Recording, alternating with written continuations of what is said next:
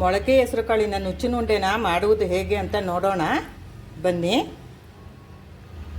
ರುಚಿಕರ ಮತ್ತು ಆರೋಗ್ಯಕರವಾದಂತಹ ನುಚ್ಚಿನುಂಡೆ ಇದು. ಎಲ್ಲರಿಗೂ ನಮಸ್ಕಾರ. ಕನ್ನಡತಿ ಗೃಹಿಣಿ ಕೈ ರುಚಿಗೆ ಸ್ವಾಗತ. ಕೊನೆವರೆಗೂ ವಿಡಿಯೋನ ನೋಡಿ. ಮರೆಯದೆ subscribe, like, share and comment ಮಾಡಿ. ಬೆಲ್ ಬಟನ್ ಪ್ರೆಸ್ ಮಾಡಿ. ಮೊದಲಿಗೆ ನೋಟಿಫಿಕೇಷನ್ ಬರುತ್ತಾಗ, ಮೊದಲಿಗೆ ಎಲ್ಲ ವೀಡಿಯೋಗಳು ಬರುತ್ತಾಗ ನೀವು ನೋಡಬಹುದು. ಮೊಳಕೆ ಕಟ್ಟಿರೋಂತಹ ಹೆಸರು ಕಾಳು ಇದು. ಇದರಿಂದ ನಾನು ನುಚ್ಚುನುಂಡೆ ಮಾಡ್ಕೊಳ್ತಾ ಇದ್ದೀನಿ. ಅದಕ್ಕೆ ಮಿಕ್ಸಿ ಜಾರ್ಗೆ ಹಾಕ್ಕೊಳ್ತೀನಿ. ಇದನ್ನು ತರ್ತರಿಯಾಗಿ ರುಬ್ಕೊಳ್ಬೇಕು ಮಿಕ್ಸಿಯಲ್ಲಿ ಹಾಕ್ಕೊಂಡು. ಈಗ ಅದಕ್ಕೆ ಒಂದು ಸ್ವಲ್ಪ ಶುಂಠಿ, ಬೆಳ್ಳುಳ್ಳಿ, ಒಂದೆರಡು ಹಸಿಮೆಣಸಿನ್ಕಾಯಿ. ಈಗ ಹೆಸರು ಕಾಳನ್ನು, ಮೊಳಕೆ ಕಾಳನ್ನು, ಹೆಸರು ಕಾಳನ್ನು ನಾನು ಮಿಕ್ಸಿ ಮಾಡಿದ್ದಾಗಿದೆ. ಇದರಲ್ಲಿ ಹಾಕ್ಕೊಳ್ತೀನಿ ಒಂದು ಬೌಲಲ್ಲಿ. ಈಗ ಇನ್ನೂ ಇರೋದನ್ನು ಇನ್ನೊಂದು ಸರ್ತಿ ಹಾಕ್ಕೊಳ್ತೀನಿ, ಇನ್ನೊಂದು ಟ್ರಿಪ್ಪಿಗೆ.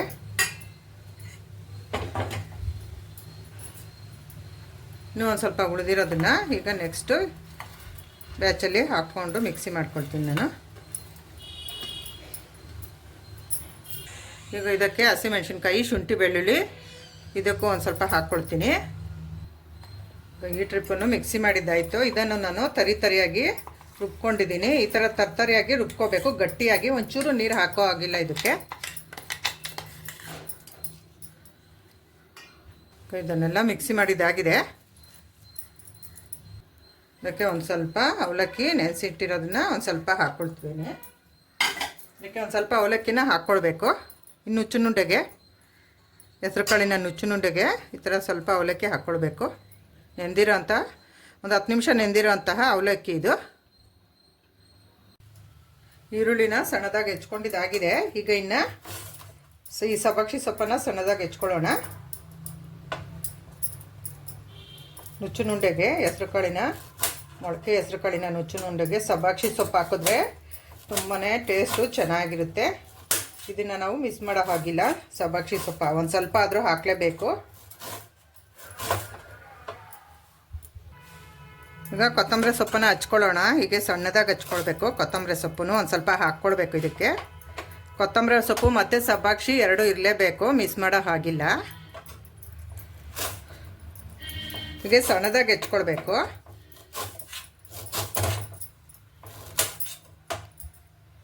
ಇದನ್ನೆಲ್ಲ ಹೆಚ್ಚಿದಾಗಿದೆ. ಇದಕ್ಕೆ ಈರುಳ್ಳಿ, ಸಣ್ಣದಾಗಿ ಹೆಚ್ಚಿಟ್ಕೊಂಡಿರೋಂಥ ಈರುಳ್ಳಿ, ಸಬ್ಬಕ್ಕಿ ಸೊಪ್ಪು ಮತ್ತು ಕೊತ್ತಂಬರಿ ಸೊಪ್ಪು ಇದೆಲ್ಲ ಮಿಕ್ಸ್ ಮಾಡೋಣ. ಅದಕ್ಕೆ ಒಂದು ಸ್ವಲ್ಪ ತೆಂಗಿನಕಾಯಿ ತುರಿ ಹಾಕ್ಕೊಳ್ತೀನಿ.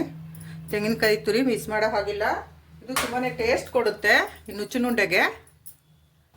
ಇದಕ್ಕೆ ರುಚಿಗೆ ತಕ್ಕಷ್ಟು ಉಪ್ಪು. ಇದನ್ನೆಲ್ಲ ಹೀಗೆ ಮಿಕ್ಸ್ ಮಾಡ್ಕೊಳ್ಳೋಣ ಒಂದು ಸ್ಪೂನ್ನಿಂದ.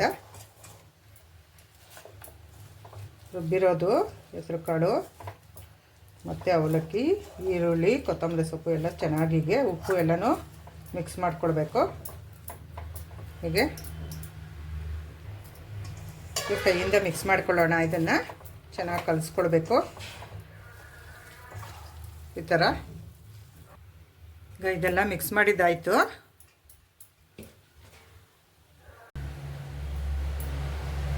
ಇದರಿಂದ ನಾವು ಹೀಗೆ ಉಂಡೆ ಮಾಡ್ಕೊಳ್ಳೋಣ. ಹೀಗೆ ಉಂಡೆ ಕಟ್ಕೊಳ್ಬೇಕು ನುಚ್ಚುನುಂಡೆಗೆ. ಇದನ್ನೆಲ್ಲನೂ ಉಂಡೆ ಕಟ್ಕೊಳ್ಬೇಕು.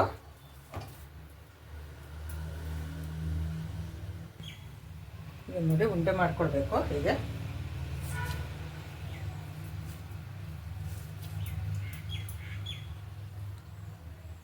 ಇಡ್ಲಿ ಪಾತ್ರೆನ ಇಟ್ಟಿದ್ದೀನಿ, ಸ್ಟವ್ ಹಚ್ಚಿ ಕಾಯ್ತಾ ಇದೆ ನೀರು.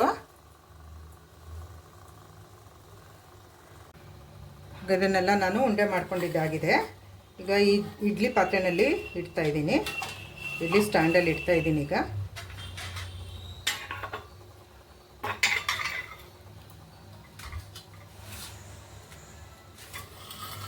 ಈಗ ಇಟ್ಕೊಳ್ಬೇಕು.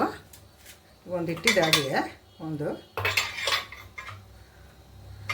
ಎಲ್ಲ ಅದರಲ್ಲೂ ಒಂದೊಂದು ಇಟ್ಕೊಳ್ಬೇಕು. ಹೀಗೆ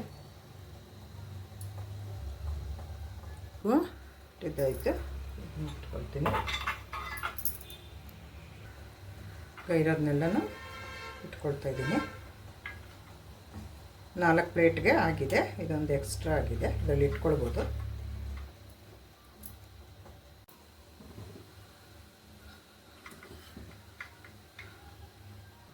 ಈ ಪಾತ್ರೆಯಲ್ಲಿ ಇಡ್ತೀನಿ ನಾನು, ಇಡ್ಲಿ ಪಾತ್ರೆಯಲ್ಲಿ.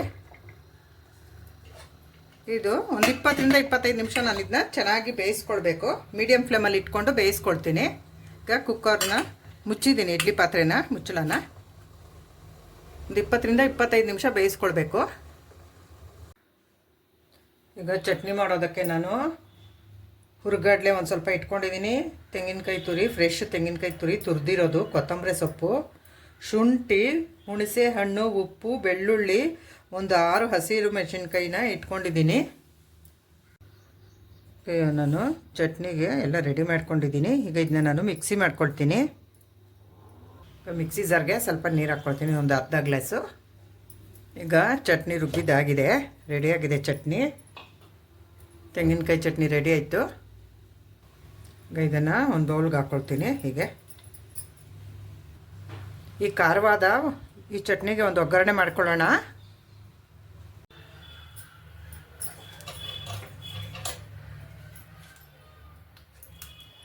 ಚಟ್ನಿ ಒಗ್ಗರಣೆಗೆ ಸ್ಟವ್ ಹಚ್ಚಿ ಸಣ್ಣದೊಂದು ಒಗ್ಗರಣೆ ಬಾಣಲಿ ಇಟ್ಟಿದ್ದೀನಿ.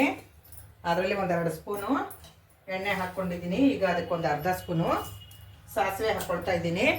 ಸಾಸಿವೆ ಸಿಡಿಬೇಕು. ಈಗ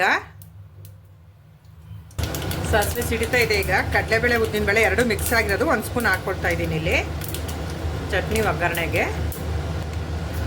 ಅದಾಗಿದೆ. ಅದಕ್ಕೆ ಒಂದು ಒಣಮೆಣಸಿನ್ಕಾಯಿ ಹಾಕ್ಕೊಳ್ತೀನಿ, ಒಂದು ಸ್ವಲ್ಪ ಕರಿಬೇವು, ಮಿಕ್ಸ್ ಮಾಡ್ಕೊಳ್ತೀನಿ.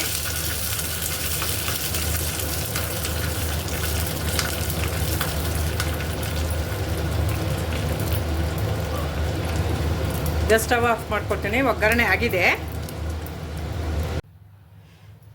ಈಗ ಕುಕ್ಕರ್ ಆಗಿದೆ, ನೋಡೋಣ.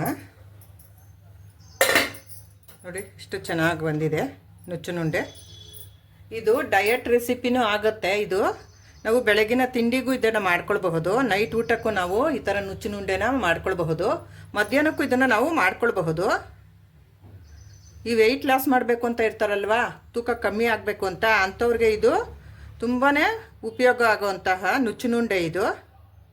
ಇದರಲ್ಲಿ ಸೊಪ್ಪುಗಳು ಎಲ್ಲ ಹಾಕಿರ್ತೀವಲ್ವ, ಅದರಿಂದ ಮತ್ತು ಮೊಳಕೆ ಹೆಸರು ಕಾಳು ಅಷ್ಟೇ, ಇನ್ನೇನು ಜಾಸ್ತಿ ನಾವು ಬೇರೆ ಹಾಕಿರೋದಿಲ್ಲ.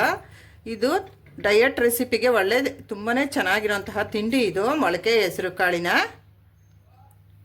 ನುಚ್ಚುನುಂಡೆ. ಇದು ಈ ಥರ ಮೊಳಕೆ ಹೆಸರು ಕಾಳಿನ ನುಚ್ಚುನುಂಡೆನ ಮಾಡಿ ಹೇಗಿದೆ ಎಂದು ನೀವು ಕಮೆಂಟ್ ಮಾಡಿ ತಿಳಿಸಿ. ಈಗ ಇದನ್ನ ನಾನು ತೆಕ್ಕೊಂಡಿದ್ದೀನಿ. ನೋಡಿ ಎಲ್ಲ ಎಷ್ಟು ಚೆನ್ನಾಗಿ ಬಂದಿದೆ. ನೋಡೋದಕ್ಕೂ ತುಂಬಾ ಕಲರ್ಫುಲ್ಲಾಗಿ ತುಂಬ ಚೆನ್ನಾಗಿ ಕಾಣ್ತಾ ಇದೆ.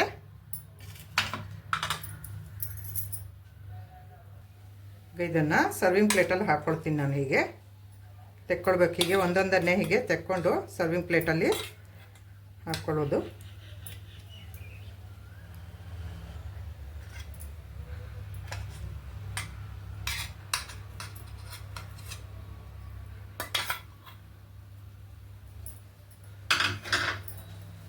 ಇದೆಲ್ಲನೂ ನಾನು ತೆಕ್ಕೊಳ್ತೀನಿ. ಹೀಗೆ ಎಲ್ಲ ಚೆನ್ನಾಗಿ ಬಂದಿದೆ.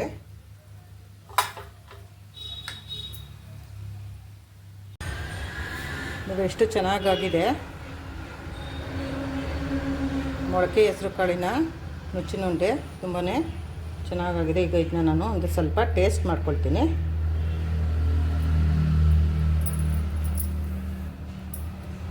ತುಂಬಾ ಸೂಪರಾಗಿ ಆಗಿದೆ.